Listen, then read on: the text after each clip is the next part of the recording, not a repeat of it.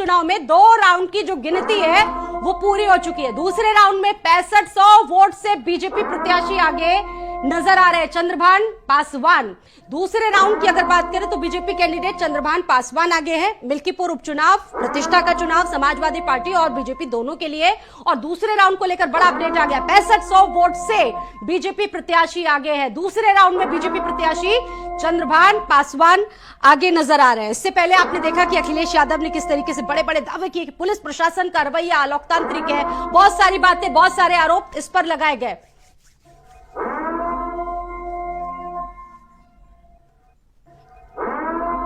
और इसके साथ साथ चंद्रभान से जुड़ी अपडेट आपको बता रहे हैं, और इसके साथ साथ तस्वीरों में आप देख रहे होंगे कि किस तरीके से भगवान को प्रसन्न करते नजर आए। और साथ ही साथ आज नतीजों का दिन है, चंद्रभान पासवान आगे दिख रहे हैं फिलहाल इन नतीजों में। सीमा आपका एक बार रुक कर लेते हैं। सीमा, क्या जानकारी है? इस वक्त पूजा पाठ करते नजर आए चंद्रभान पासवान। फिलहाल ये बड़ी अपडेट है कि वो आगे भी इस वक्त दूसरे कहा जा सकता है कि राउंड में आगे बढ़ रहे हैं, यानी कि माना जाए कि भगवान सुन रहे हैं उनकी।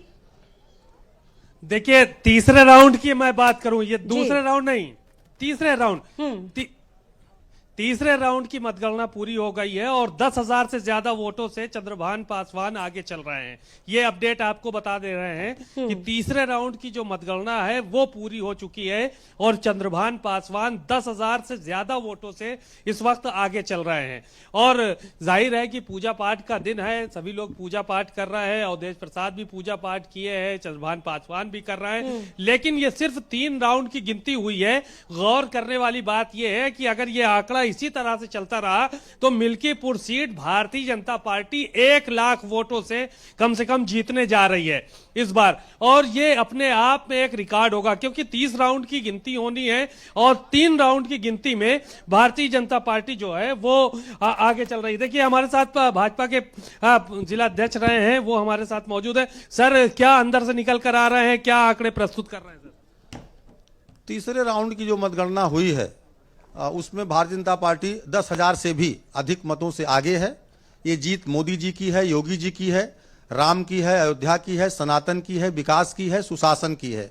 जिस प्रकार से फैजाबाद लोकसभा के सांसद ने यहाँ लोगों को चिढ़ाया है, राम का, अयोध्या का, सनातन का विरोध किया है और एक हाई वोल्टेज ड्रामा क्रिएट किया है, जनता ने उसे अस्वीकार कर दिया है और जनता भाजपा के साथ खड़ी है। और मुझे लगता है एक बहुत बड़ी जीत 1 लाख वोट से, अगर यही आंकड़ा चलता रहा तो लगभग 1 लाख वोट से जीत होगी। ऐसा क्या चमत्कार हो गया कि 1 लाख वोट से विधानसभा की जीत? ये अपने आप में एक इतिहास होगा। मिल्कीपुर की जनता में एक आक्रोश था, जिस प्रकार से अयोध्या का और सनातन का अपमान यहाँ के फैजाबाद के सांसद ने किया था।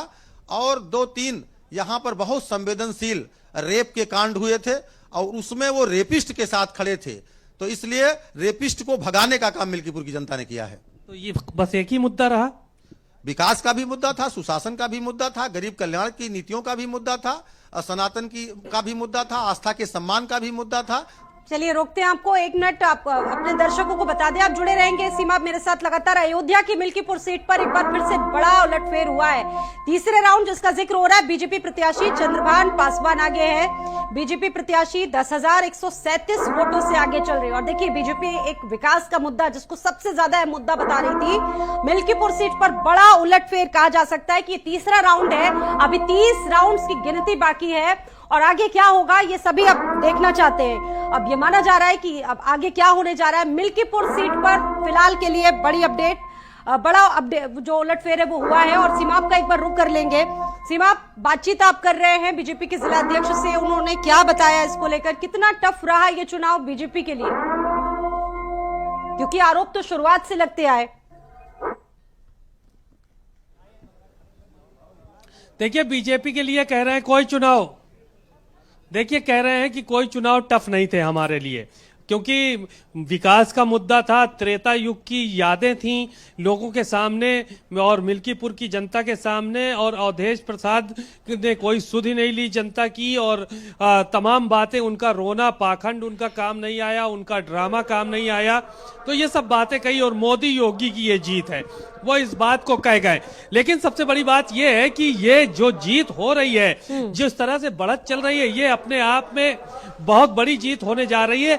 ये इतिहास लिखा जाएगा। 1 लाख वोट से तकरीबन जो है वो भारतीय जनता पार्टी यहां पर जीतने जा रही है। अगर इसी तरह से आंकड़ा चलता रहा, विपक्ष का कोई मुद्दा जो है वो इस चुनाव में नजर आता नहीं। जिस हिसाब से नतीजे आ रहे हैं, कोई भी मुद्दा जो है वो सामने नहीं है। ना साड़ का मुद्दा चला, ना अवधेश प्रसाद के रोने का मुद्दा चला, ना उन्होंने जो अपने जाति को लेकर कहा कि हमको कुत्ता कहा गया, उनका वो मुद्दा चल पाया, ना अखिलेश यादव की रैली काम आई, ना डिंपल यादव का रोड शो काम आया।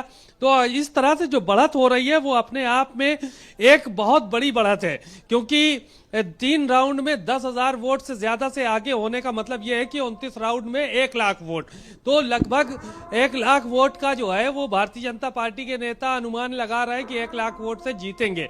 तो कुल मिलाकर इस तरह की चीजें जो है वो सामने आ रही हैं, और जो प्रत्याशी भारतीय जनता पार्टी के प्रत्याशी हैं वो 10,000 से ज्यादा वोटों से आगे चल रहे हैं। अमूमन विधानसभा चुनाव में 30,000 आप नजर बना के रखिएगा। दिल्ली से एक बड़ी अपडेट अपने दर्शकों को, सीमा उससे पहले बता दें, उससे पहले एक बड़ी अपडेट अपने दर्शकों को।